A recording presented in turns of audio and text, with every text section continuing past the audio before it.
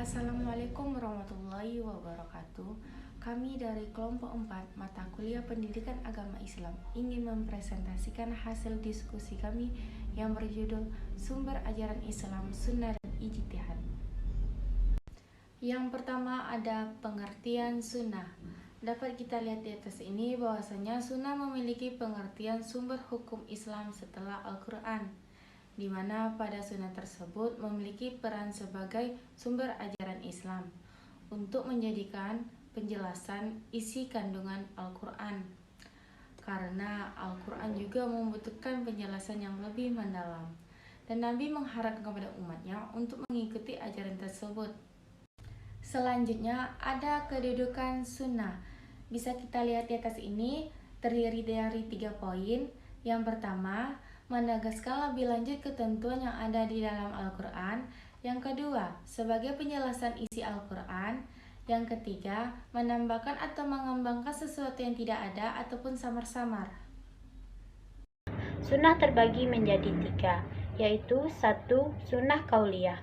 Sunnah kauliyah yaitu ucapan yang disampaikan oleh sahabat Rasulullah. Sunnah ini berisi tuntunan yang berkaitan dengan pembinaan hukum agama. Yang kedua adalah sunnah filiyah. Sunnah filiyah adalah perbuatan Rasulullah yang dilihat, diketahui, dan disampaikan oleh sahabat. Sunnah ini bersumber dari segala bentuk perbuatan Nabi. Yang ketiga adalah sunnah takriyah.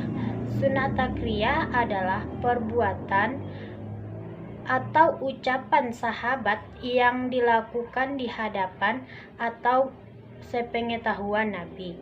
Sunnah ini meliputi persetujuan Nabi tentang tindakan para sahabat terjadi dalam 2 cara yang berbeda-beda. Fungsi dan peranan sunnah.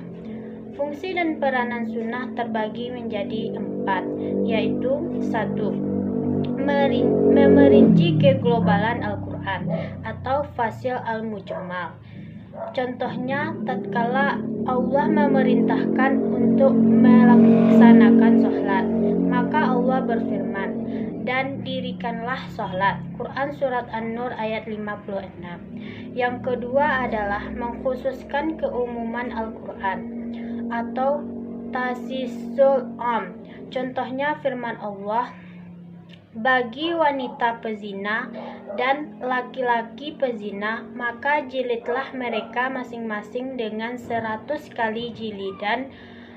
Quran Surat An-Nur ayat 2. Yang ketiga adalah membatasi atau takwid kemutlakan Al-Quran. Contohnya, Allah berfirman, bagi pencuri laki-laki dan pencuri wanita, maka potonglah tangan dari kedua orang tersebut. Quran Surat Al-Ma'idah ayat 38. Yang ketiga adalah menyertakan hukum cabang baru yang pokoknya bersumber dari Al-Quran. Allah berfirman, dan jangan kalian mengumpulkan untuk dinikahi 2 orang wanita bersaudara. Pengertian ijtihad dan kedudukan ijtihad. Baiklah, masuk kepada materinya. Ijtihad adalah suatu usaha yang sungguh-sungguh yang sebenarnya bisa dilakukan oleh siapa saja yang sudah berusaha mencari ilmu untuk mengetahui suatu perkara tapi tidak dibahas dalam Al-Quran ataupun hadis. Kedudukan ijtihad. Kedudukan ijtihad yang pertama adalah yang ditetapkan oleh ijtihad tidak melahirkan keputusan absolut, sebab ijtihad merupakan aktivitas akal pikiran yang relatif. Sebagai produk pikiran manusia yang relatif, maka keputusan dari ijtihad pun relatif. Yang kedua, keputusan yang diterapkan oleh ijtihad mungkin berlaku bagi seseorang tetapi tidak bagi orang lain, berlaku pada masa atau pada tempat lain. Yang ketiga, keputusan ijtihad tidak bertentangan dengan Al-Quran. Yang keempat, berijtihad mempertimbangkan faktor motivasi, kemaslahatan umum, kemanfaatan bersama, dan nilai-nilai yang menjadi ciri jiwa ajaran Islam. Yang kelima, ijtihad tidak berlaku dalam usaha ibadah yang maklah. Pembagian ijtihad. Ijtihad dibagi atas 2. 1. Ijtima, 2. Qiyas. Dalam Islam, Ijtima' dan qiyas sifatnya darurat. Bila memang terdapat hal-hal yang belum ditetapkan pada masa-masa sebelumnya, maka dikeluarkan ijtima' dan qiyas. 1. Ijtima' artinya kesepakatan, yakni kesepakatan para ulama dalam menetapkan suatu hukum-hukum dalam agama berdasarkan Al-Quran dan hadis dalam suatu perkara yang terjadi. Hasil dari ijtima' adalah fatwa, yaitu keputusan bersama para ulama dan ahli agama yang berwenang untuk diikuti seluruh umat.